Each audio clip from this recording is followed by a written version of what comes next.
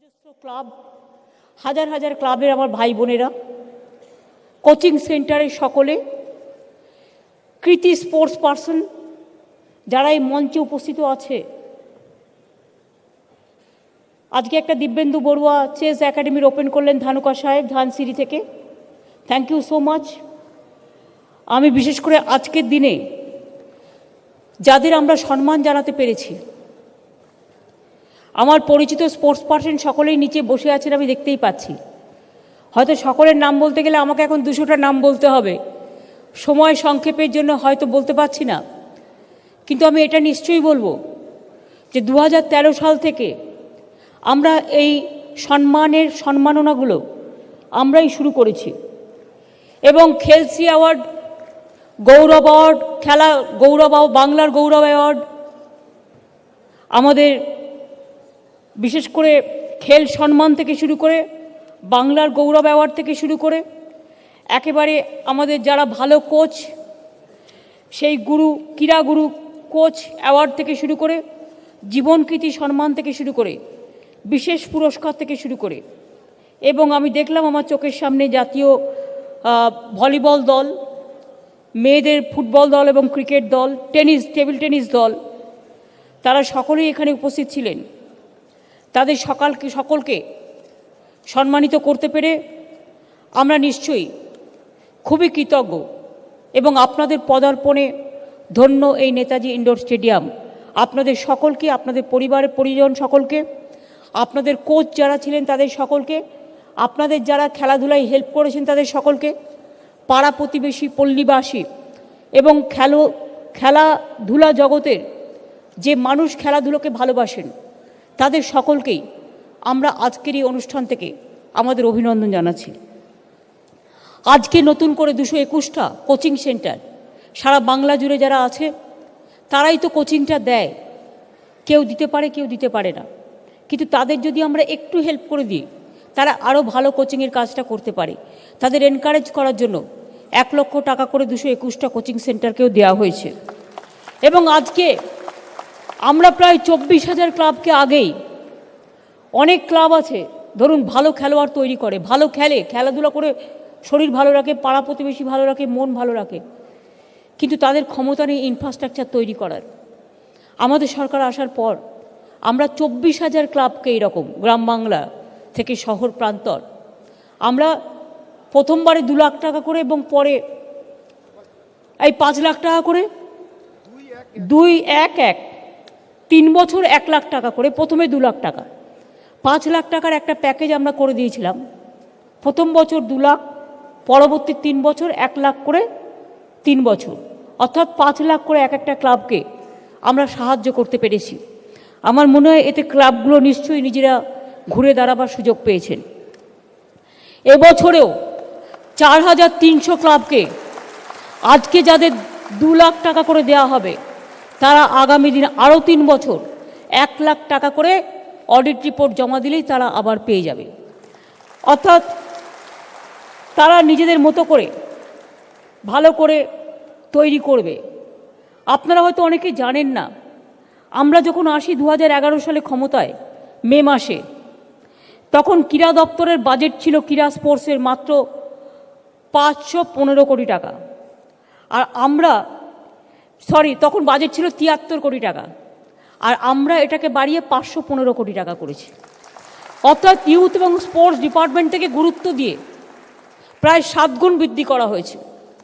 এবং আমি এখনও ভাবি অনেক ছেলেমেয়েরা আছে এত ভালো খেলাধুলা করে, ইভেন অলিম্পিকে যারা আছে তাদের সংস্থাগুলোকেও সাহায্য করা হচ্ছে, আজকে 5 লাখ টাকা করে দিয়ে তাদেরও সাহায্য করা হচ্ছে। আমি মনে করি যারা খেলাধুলা করে, ন্যাশনালে খেলে, ইন্টারন্যাশনালে খেলে, কমনওয়েলথে খেলে, অলিম্পিকে খেলে, এশিয়াডে খেলে, আরও নানা রকম টুর্নামেন্ট আছে তাদের খেলে, তাদের যদি আমরা একটু সাহায্যের হাত বাড়িয়ে দিই, এই ছেলেমেয়েরা কিন্তু অনেক ভালো করতে পারে। এবং তাদের চাকরিটা আইদার সরকারি হোক, যারা কৃতি স্পোর্টস পার্সন, অথবা বেসরকারি হোক, যে যেখানে পছন্দ করে, তাদের কর্মজীবনটা যদি সংরক্ষিত হয়, সুরক্ষিত হয়, সংরক্ষিত বলবো না, সুরক্ষিত হয়, তাহলে কিন্তু অনেকটাই তারা মাথা তুলে দাঁড়াতে পারে। এমনকি আমরা পুলিশের থেকে কমিউনিটি ডেভেলপমেন্ট প্রোগ্রামের মাধ্যমে কয়েক হাজার ক্লাবকে, জঙ্গলমহলেই আমরা প্রায় জঙ্গলমহল, তরাই ডুয়ার্স, সুন্দরবন, দার্জিলিং ক্লাব, এবং এখন তো প্রত্যেকটা জেলায় জেলায় করে দিয়েছি, কোথাও রাঙামাটি উৎসব তো কোথাও নদী পাহাড় উৎসব, মানে ক্লাবগুলোকে খেলানোর জন্য। তাতে পুলিশের পক্ষ থেকেও প্রায় 30-40 হাজার ক্লাবকে খেলানো হয়। এবং তাতে মনে রাখবেন, জেলা ওয়াইজে যারা চ্যাম্পিয়ন হচ্ছে এবং কো চ্যাম্পিয়ন হচ্ছে তাদের কিন্তু সবাইকে সিভিক ভলেন্টিয়ার্সে পুলিশ একটা পলিসি করে চাকরি দিয়ে দিচ্ছে। তার কারণ রেডিমেড যারা ভালো করছে তাদের কিন্তু চাকরিও দিয়ে দেওয়া হচ্ছে, যাতে ভবিষ্যতে তারা নিজেদের পায়ে দাঁড়াতে পারে। জেলা ফুটবলগুলোকে এইভাবেই সম্মান দেওয়া হচ্ছে। আমি এখনও মনে করি যে আমাদের এর আগেও আমরা প্রায় 281 জনকে আমরা এইসব সম্মান দিতে পেরেছি। আগামী দিনেও এটা চলবে। It's a continuous process. শুধু খেলো ইন্ডিয়া বলে গেলো ইন্ডিয়া হলে তো হবে না, খেলতে হবে। খেলার সময়টা মনে রাখবো, সারা বছর মনে রাখবো না। আমি দেখেছি অনেকে শুধু খেলায় যখন যেতে তখন একটা করে টুইট করে দেয়, কনগ্রাচুলেশন। তারপরে সারাটা বছর কি করছে, সারা জীবন কি হচ্ছে। বা অনেক কৃতি প্লেয়াররা আছে, সম্মান তো দূরের কথা, দুটো খেতে পর্যন্ত পায় না। অনেকে তাদের জীবন প্রায় দুর্বিষহ হয়ে যায়, নজর রাখে না। আমি এ ব্যাপারেও স্পোর্টস ডিপার্টমেন্টকে ভাবনা চিন্তা করতে বলবো। অ্যাটলিস্ট যারা পারে না তাদের জন্য যদি আমরা একটা স্বল্পকালীন পেনশনের ব্যবস্থা করতে পারি। বিশেষ করে যারা পারে না, আমাদের কালচারাল ডিপার্টমেন্টে যেমন কিছু লোককে আমরা দিই, কিন্তু স্পোর্টসে আমার মনে হয় এটা নেই। এর জন্য টাকাটা সংকুলন করতে হবে। সেটা যখন বাজেট হবে, বাজেটের মধ্যে এটা যেন আসতে পারে, ওই টাকার মধ্যেই সেটাকে ধরতে হবে। আমরা কিন্তু কালচারাল ফিল্ডে দিই। আপনারা জানেন না, অনেক কৃতি আর্টিস্ট আছেন যাদের শেষ জীবন, তাদের চিকিৎসা থেকে শুরু করে সব কিছু আমরা করি। আমরা বঙ্গবিভূষণ যেদিন থেকে চালু করেছি, বঙ্গবিভূষণ যারা পায় তাদের সারা জীবন তাদের কিন্তু ট্রিটমেন্ট থেকে শুরু করে সবটাই আমরা করে দিই। যদি পরিচিত প্রতিষ্ঠিত কেউ থাকেন, খেতে পাচ্ছে না, তাদেরও অনেকগুলো আমরা দেখি, দেখাশোনা করি। এমন এমন অনেক নাম আছে, আমি আপনাদের কাছে বললে আপনারা আটকে উঠবেন, যাদের নামের সাথে আপনারা খুব পরিচিত। আমরা তাদের পেনশন দিই, কিন্তু কাউকে আমরা জানাই না বাইরে। তার কারণ তারা এতটাই সম্মানিত, তারা এতটাই সম্মানীয় যে বাইরে এগুলো বললে আমরা মনে করি তারা নিজেরা নিজেদের কাছে লজ্জা পাবেন। আমরা কখনো এটা বলতে চাই না, এটা আমরা কনফিডেন্সিয়ালি সিক্রেটলি করি। যদিও nothing is secret now A days, তবুও যতটা পারি আমরা পাবলিসিটি করি না। সব কিছু পাবলিসিটি করার জন্য করার প্রয়োজন নেই। কোথাও একটা কথা আছে, আন্তরিকতা। আন্তরিকতা কখনো পাবলিসিটি দিয়ে হয় না। আর আন্তরিকতা 365 দিন হয়। আন্তরিকতা 5 বছরে একদিন হয় না, বা 3 বছরে একদিন হয় না। আন্তরিকতাটা প্রতিদিন হয়, কারণ প্রতি মুহূর্তে আমাদের এই পৃথিবীতে বেঁচে থাকতে হয়। প্রতি মুহূর্তে আমাদের লড়াই করতে হয়, প্রতি মুহূর্তে আমাদের এগিয়ে যেতে হয়, প্রতি মুহূর্তে আবার অনেককে পেছিয়েও যেতে হয়, সংগ্রাম করতে হয়, জীবনযুদ্ধে জয়ী হতে হয়।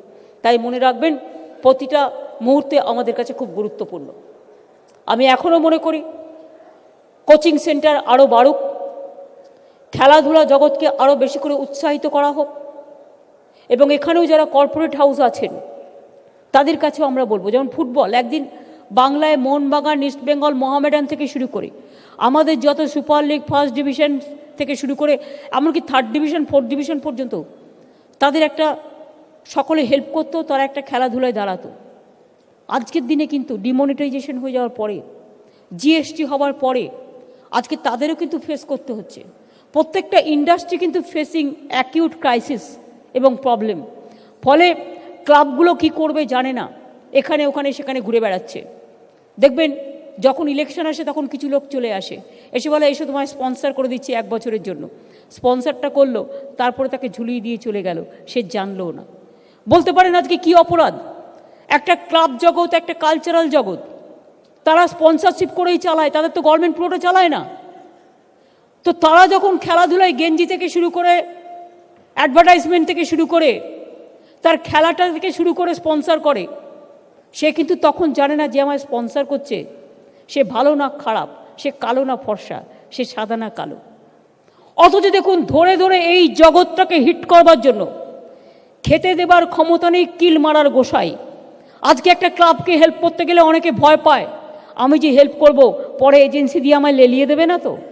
এই জিনিস আজকে হয়ে গেছে, আজকে ভয় ঢুকে গেছে মানুষের মধ্যে। আগে যারা ওপেনলি এসে ক্লাবগুলোকে হেল্প করতো, ওপেনলি এসে বিভিন্ন কালচারাল জগৎকে হেল্প করতো, তারাও আজকের দিনে থমকে দাঁড়িয়েছে। এই থমকে দাঁড়ানোটা কারোর পক্ষেই ভালো নয়। যেখানে আইন বেআইনি পথে চলবে, প্রথমে অ্যালার্ট করা দরকার, সতর্কিত করবে, এটায় পা দেবেন না, এ প্ররোচনায়। Then you take action, law will take its own course. আমাদের কোনো অসুবিধে নেই, কারো কোনো আপত্তি নেই। আমরা কেউ অন্যায় করে জীবন জয় করি না, আমরা কেউ অন্যায় করে বেঁচে থাকতে চাই না। কিন্তু মনে রাখতে হবে, যদি কেউ রাজনৈতিক স্বার্থে অন্যায় করে ভাবে গায়ে জোরে সমস্ত মেশিনারিকে কন্ট্রোল করব, তাহলে আমি বলি sorry, it cannot be, it cannot be, not now or for present or for future also. প্রত্যেকটা মানুষের একটা নিজস্বতা আছে, একটা ঐতিহ্য আছে। আজকে আপনি একটা ঘরে বসে কথা বলবেন, সেটা স্টিং অপারেশন হচ্ছে টাকা দিয়ে। দুই বন্ধু কথা বলছে, স্টিং অপারেশন, রেকর্ড তুলে নিচ্ছে ফোনের। দুই স্বামী স্ত্রী কথা বলছে, রেকর্ড তুলে নিচ্ছে ফোনের। সাংবাদিকরা কার সাথে কথা বলছে, রেকর্ড তুলে নিচ্ছে ফোনের। জাজেরা কাদের সাথে কথা বলছে, রেকর্ড তুলে নিচ্ছে ফোনের। বিজনেসম্যানরা কার সাথে কথা বলছে, রেকর্ড তুলে নিচ্ছে ফোনে। কম্পিউটার থেকে শুরু করে, ইন্টারনেট থেকে শুরু করে, আপনার মোবাইল ফোন থেকে শুরু করে, আপনার ব্যাংকের ডাটা থেকে শুরু করে, আজকে জীবনও নিরাপদ নয়, সম্পত্তিও নিরাপদ নয়, মানুষের অধিকারও নিরাপদ নয়। আগে শুনতাম privacy is a right, democracy is a right, secrecy is a right, আমার প্রপার্টি ইটস মাই রাইট। এখন কিন্তু সব রাইটটা চলে যাচ্ছে। কি সর্বনাশ দেশে হয়ে গেছে, এটা আমরা কেউ কল্পনা করতে পারি না। আপনাদের সকলকে একদিকে যেমন ক্লাব কালচারও তৈরি করতে হবে, ক্লাবের কালচারের মধ্যে দিয়ে সংস্কৃতি গড়ে ওঠে, সভ্যতা গড়ে ওঠে। আমরা চাই না দেশকে কেউ বিকৃতি করুক, দেশটাকে ভালোবাসতে হবে। অ্যাকচুয়াল ভারতবর্ষ মহান দেশ, যে দেশ সবাইকে নিয়ে চলে। একটা ক্লাবে যখন আপনারা খেলেন, এই তো এখানে ক্লাবের সবাই বসে আছে, একবারও জিজ্ঞেস করবেন গুরুবক সিং, আপনি বাঙালি না আপনি পাঞ্জাবি, আপনার ধর্ম কি? একবারও জিজ্ঞেস করেছেন যখন ওরা খেলতে গেছে, আক্তার বাবু আপনার ধর্ম কি, আপনি হিন্দু না আপনি মুসলমান? শামথাপা এখানে বসে আছে, একবারই কেউ জিজ্ঞেস করেছেন আপনি পাহাড়ে থাকেন না আপনি সমতলে থাকেন? কেউ কখনো কাউকে জিজ্ঞেস করেছে? দিব্যেন্দু বড়ুয়ারা আছে, একবারও জিজ্ঞেস করেছে তুমি আসামি ছেলে না তুমি বাঙালি ছেলে? কেউ কখনো জিজ্ঞেস করি আমরা? এমনকি আমি তো অনেকের টাইটেলই জিজ্ঞেস করি না, তার কারণ আমি নিজেও সই করার সময় মমতাটাই লিখি ম্যাক্সিমাম। ওই ব্যাংকে সই করতে হয় বলে, আগে দেয়া ছিল বলে টাইটেলটা লিখতে হয়, আদারওয়াইজ আমি তো লিখিও না। একটা টাইটেল কি মানুষের পরিচয়? না, মানুষের পরিচয় তার কাজে কলাপে, তার কার্যকলাপে। আমরা কি করে ভুলতে পারি স্বামী বিবেকানন্দকে? তার আদর্শে আমরা দীক্ষিত। রামকৃষ্ণ পরমহংসদেবের যে হিন্দু ধর্মের সত্তা, তাতে আমরা প্রত্যেকে সেটাকে দীক্ষিত। আমরা নেতাজি সুভাষচন্দ্র বোসের চিন্তাধারায় আমরা আলোড়িত। আমরা রবীন্দ্রনাথ ঠাকুরের চিন্তাধারায় আমরা গর্বিত। আমরা নজরুলের চিন্তাধারায় আমরা সম্প্রীতি ঐক্যের বার্তা নিয়ে আমরা সম্মানিত। আমরা কি করে এই মানুষগুলোকে ভুলে যেতে পারি? কি করে ভুলে যেতে পারি? গান্ধীজি গুজরাটি না বাঙালি, কোনোদিন তো কোয়েশ্চেন করার প্রয়োজন হয়নি। গান্ধীজি মানে গান্ধীজি। দেশের নেতা কেমন হয়? সব দেশকে নিয়ে যে চলে, সেই হচ্ছে দেশের নেতা। নেতা কখনো গাছ থেকে পড়ে না, নেতা কাজের মধ্যে দিয়ে তৈরি হয়। এ কথা সুভাষচন্দ্র বোস বলেছিলেন। সুতরাং আমরা মনে করি এই দেশটা আমাদের গর্ব, এই মাটিটা আমাদের গর্ব। বাংলার মাটি, এর থেকে পবিত্র মাটি কোথায় পাবেন? এ মাটি সোনার মাটি, সোনার চেয়েও খাঁটি। এ মাটি আমার গঙ্গা যমুনা, এ মাটি আমার তিস্তা, এ মাটি মোদের শৈশব ভবিষ্যৎ, এ মাটি যার বানায় রিস্তা। এই মাটি আমাদের স্বপ্নভূমি, এ মাটি আমাদের ভোর। এই মাটিই তো আমাদের স্বপ্ন দেখায়, এই মাটি আমাদের জাগ্রত করে, এই মাটি আমাদের স্বাধীনতার কথা শিখিয়েছে, এই মাটি নবজাগরণের কথা শিখিয়েছে। অথচ এই মাটিটাকে কেউ যেন কোনোদিন কলঙ্কিত করতে না পারে, এটা যতদিন বাঁচবেন মনে রাখবেন। আমরা আমাদের নিউ জেনারেশনকে বারবার বলবো যে আপনারা এগিয়ে আসুন, আপনারা দায়িত্ব নিন। আগামী দিন আমরা যেভাবে সম্মানিত করি মাটিটাকে, আপনারাও আপনাদের ছোট ছোট ভাই বোনেদের এই মাটিটাকে সম্মানিত করবার কথা শেখাবেন। খেলাধুলার মধ্যে দিয়েই স্বামী বিবেকানন্দ বলেছিলেন, গীতা পড়ে যত না ধর্মের কাছে পৌঁছানো যায়, ঈশ্বরের কাছে একটা ফুটবল খেলে পৌঁছানো যায়। এই কথাটার অনেকটা গুরুত্ব আছে, মনে রাখবেন। খেলাধুলার মধ্যে দিয়ে সম্প্রীতি তৈরি হয়, সংস্কৃতি তৈরি হয়, সব কিছু তৈরি হয়। আর ইন্ডিয়ান ক্যাপ্টেনের ক্রিকেট টিমের ক্যাপ্টেন কখনো সৌরভ গাঙ্গুলি হয়েছে, কখনো আজহারউদ্দিন হয়েছে, কখনো ধোনি আছে, কখনো আরেকজন হবে, কখনো কপিল দেব হয়েছে। কখনো কি কেউ আমরা জিজ্ঞেস করেছি ও বাঙালি নাও হিন্দু নাও মুসলমান নাও শিখ নাও খ্রিশ্চান? কখনো আমরা জিজ্ঞেসই করিনি। রবীন্দ্রনাথ ঠাকুর সেই যে গানটা গেয়েছিলেন, পাঞ্জাব সিন্ধু গুজরাট মারাঠা দ্রাবিড় উৎকল বঙ্গ, সেই থেকে আমাদের মাথায় ঢুকে গেছে সবাইকে আমরা নিয়ে চলি। পাঞ্জাব থেকে শুরু হলো, বাংলা এসে শেষ হলো আমাদের মহান জাতীয় সঙ্গীত। এ গর্ব কোথায় পাবেন? কোথায় পাবেন? সারা দেশে অনেক কিছু আছে, বিভিন্ন রাজ্যে বিভিন্ন চিন্তাধারায় তারা প্রতিষ্ঠিত, প্রত্যেক রাজ্যকে নিয়ে গর্ব করার ব্যাপার আছে। কিন্তু আমার মাটিতে যা হয়েছে, আমাদের মাটিতে একটা কবি বাংলাদেশেরও জাতীয় সঙ্গীত রচনা করেছেন, আমার সোনার বাংলা আমি তোমায় ভালোবাসি।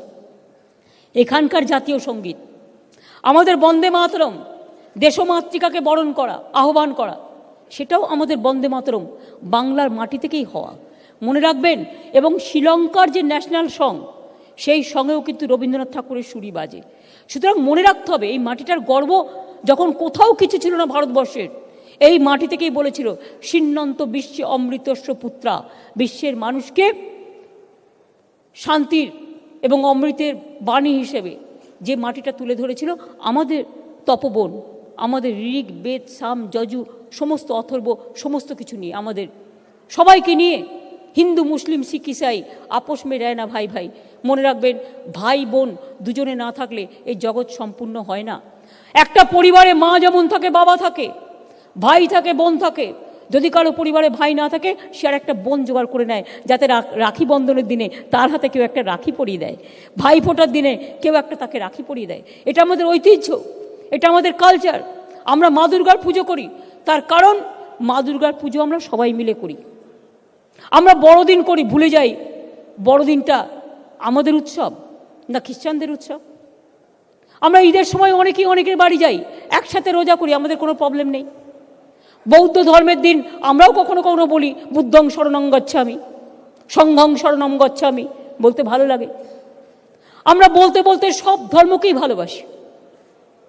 এবং তাই বাংলার ঐতিহ্য, খেলাধুলা, সংস্কৃতি, সভ্যতা, এটা একই সূত্রে বাঁধা, একই সূত্রে বাঁধিয়ে আছে সহস্রটি মন। এটা আমাদের দেশের গর্ব, এটা আমাদের বাংলার গর্ব। আমরা চাই আগামী দিন আমাদের ছেলেমেয়েরা দেশ জয় যেমন করুক, সারা বিশ্ব জয় করুক, সারা পৃথিবী জয় করুন।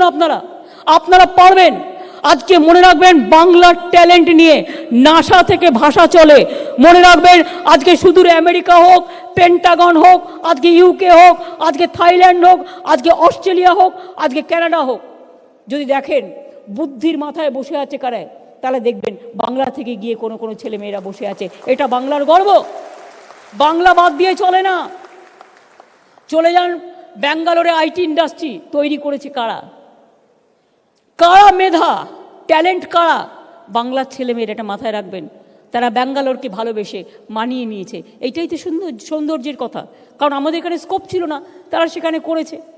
আমরা এটাকে আগামী দিন সিলিকন ভ্যালি করে আমরা 100 একর জমি দিয়েছি, ভর্তি হয়ে গেছে, আরও 100 একর জমি দেওয়া হয়েছে, যাতে আইটি ইন্ডাস্ট্রি আমাদের এখানেও বাড়ে। মুম্বাই এমনকি ফিল্ম ইন্ডাস্ট্রি দেখবেন, যত সঙ্গীত বিশারদ দেখবেন, সব কিন্তু বাংলার ছেলেমেয়েরা মহারাষ্ট্রকে ভালোবেসে সেখানেই জীবনযাপন করছে। সুতরাং বাংলাকে অত মাইনাস পয়েন্টে ভাবার কোনো কারণ নেই। আর বাংলার লোকেদের সেন্টিমেন্টের সুশ্রুতি দিয়ে একে তাড়াবো ওকে তাড়াবো বলবারও কোনো কারণ নেই। বাংলার মানুষ যতদিন আমরা বাঁচবো, আধখানা রুটি খেলে আধখানা রুটি আমরা ভাগ করে খাবো, কিন্তু কাউকে তাড়িয়ে আমরা দেওয়ার লোক নই। আমরা সবাইকে নিয়ে চলি, এটা আমাদের মাধুর্য, এটা মাথায় রাখতে হবে। আর যারা এদেশের নাগরিক, মনে রাখবেন তারা ভারতবর্ষের নাগরিক। যারা ভারতবর্ষের নাগরিক, দুবার করে নাগরিকত্ব চেয়ে তাকে বিদেশি বলে প্রমাণ করবার চেষ্টা করবেন না।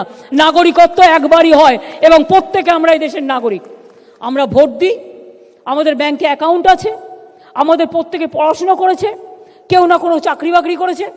এখন আমায় যদি কেউ জিজ্ঞেস করে, ধরুন আমি কিছুদিন আগে একটা লন্ডনে প্রোগ্রামে গেলাম, আমাকে বললো ভিসা করতে গেলে মায়ের ডেট অফ বার্থ দিতে হবে।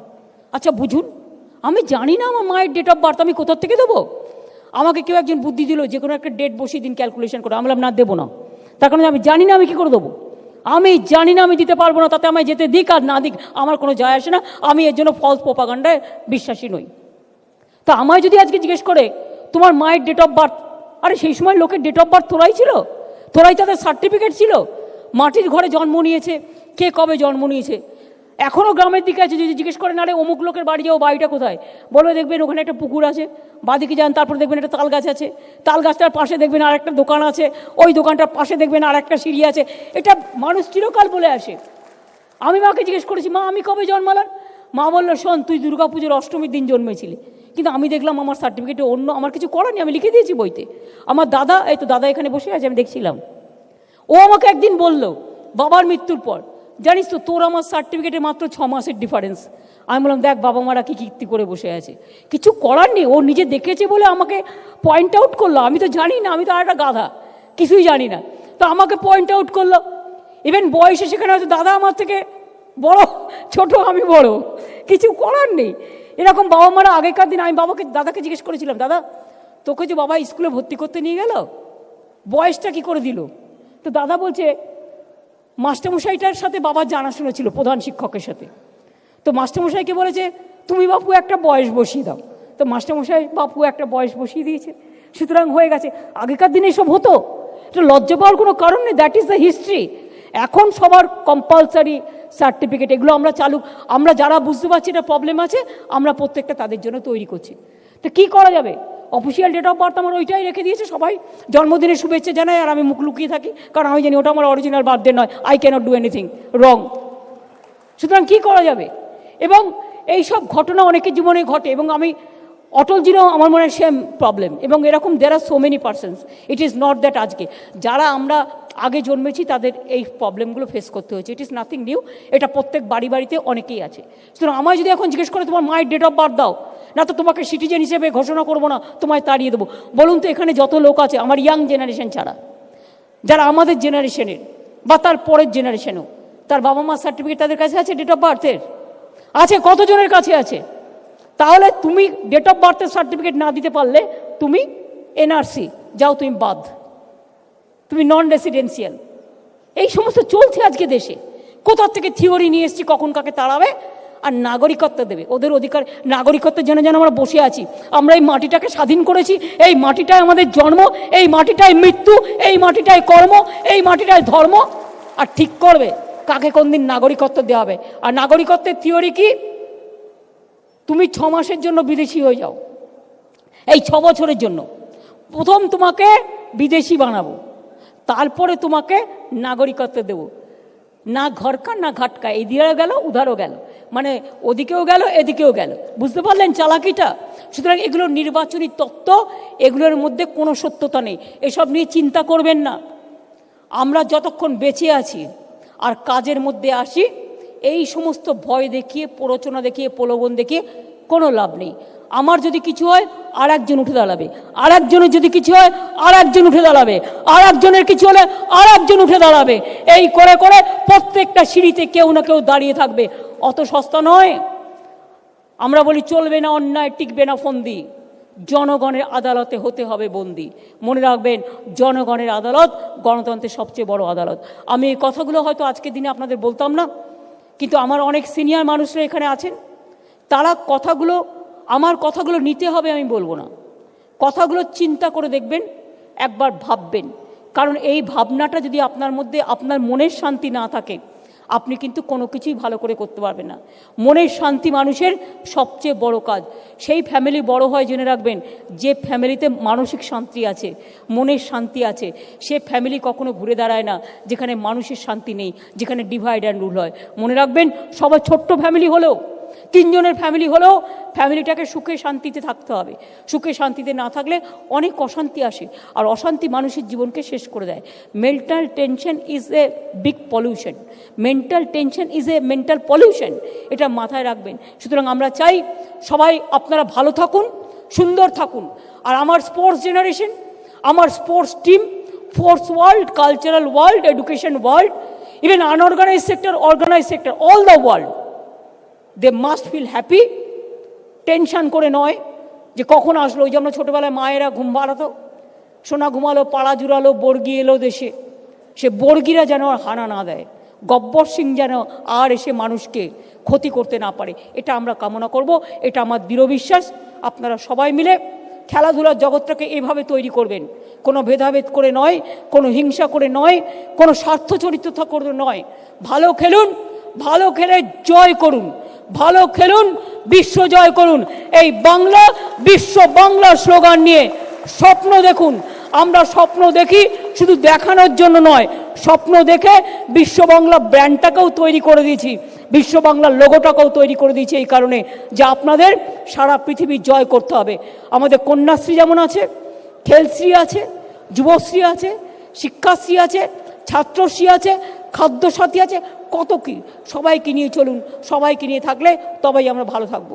আমি অরূপকে অনুরোধ করব, ক্লাবগুলো এসছে তাদের ভালো করে ছেড়ে দেওয়ার জন্য, মানে তাদের যা যা দেওয়ার, আমি চলে যাবার পরে মনে আপনাদের চেক দেওয়ার কাজও শুরু হবে, 3 দিন ধরে চলবে।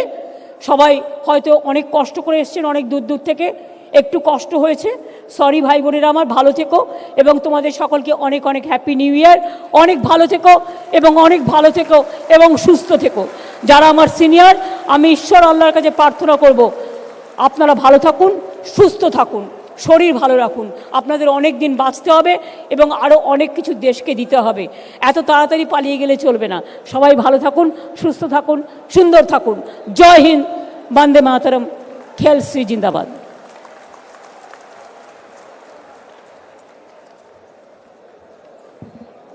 ধন্যবাদ জানাই মাননীয় মুখ্যমন্ত্রী।